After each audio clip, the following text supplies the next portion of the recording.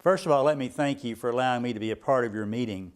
I apologize for not being there. Madison is one of my most favorite cities in America, and the University of Wisconsin is one of our top 20 benchmark targets. So I'm looking forward to having conversations with you all when you return to Lexington. We've also been able to recruit out of the University of Wisconsin. Dr. Jim Tracy is our Vice President for Research. He served there for many years. And also Provost Subaswamy almost went there. He was one of the 3 finalists for the provost position, but chose to come back to Kentucky, where he had served for 18 years, to be our provost.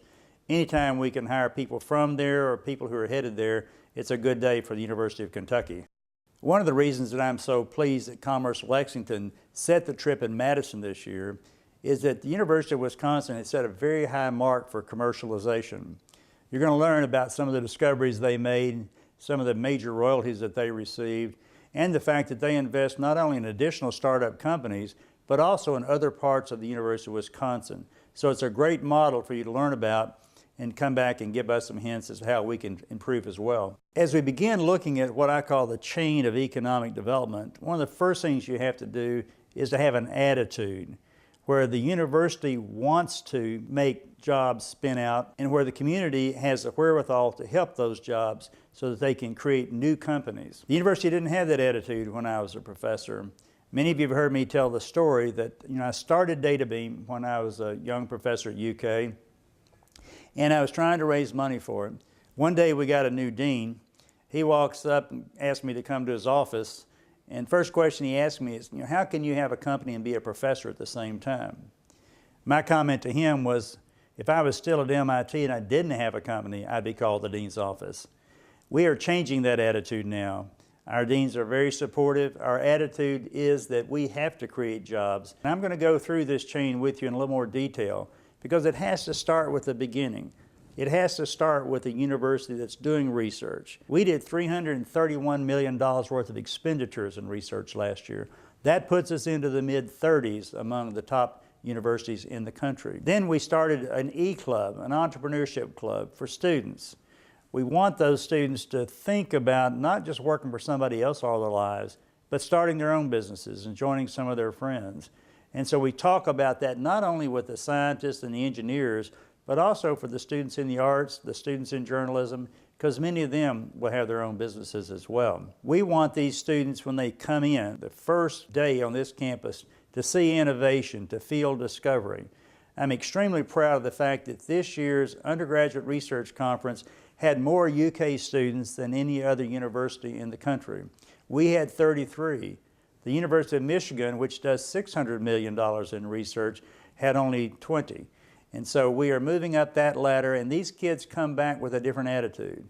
They come back and say, we can compete with the Wisconsins and the Michigans and the Cornells. That's the attitude modification that we're wanting to create. We've also started our Office of Commercialization. I'm pleased that Lynn Heller has chosen to come on this trip with you all. You can learn a lot from Lynn. He has been tremendously helpful to us. He oversees our patenting effort on the campus.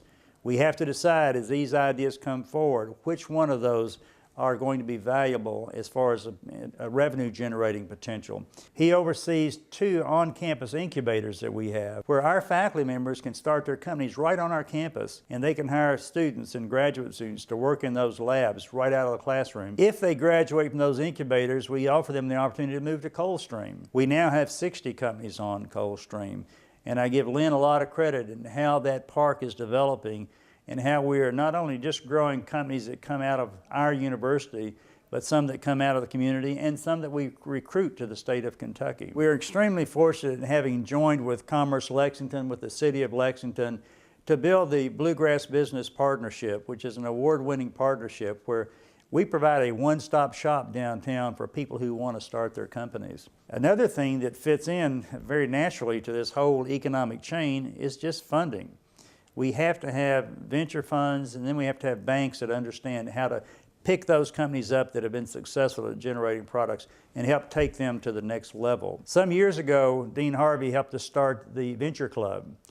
And we have meetings where our entrepreneurs can speak to citizens just like yourselves that want to attend to learn about what's happening at the university in the way of entrepreneurship. We then put together an angel network to try to get people who've created wealth, maybe not in the areas of innovation where we specialize, but they have wealth to invest, but they may not know exactly how, or they may want to partner with some friends in order to make that investment. We then started an angel fund, which has been investing in several companies in Lexington recently, and hopefully you'll hear more about that. If you don't, just pull Lynn off the side because he'll be able to tell you a lot about it. Each year, we monitor how much new money flows into Lexington so that we can see that we've got enough capital flow that we can tell people that they can be successful here. This year we celebrated the fact that $69 million worth of new investment capital came into 68 early stage companies. I'm proud to say that 39 of those companies have UK intellectual property. When we started tracking these investments, we had 0 national venture capital. Of the $69 million we announced this year, $37 million of that came from national venture capital organizations. They're now getting the confidence that we have the intellectual property, but we also have local investors who can help oversee the deals that they invest in. And that's what brings the national venture capitalists to our arena, and that's what allows us to really start up some of these companies we're going with now. So in conclusion, let me just say that we are putting this economic chain together. We're putting it together with results. Pay attention to what's going on our campus, because I think it'll give you some wonderful investment opportunities.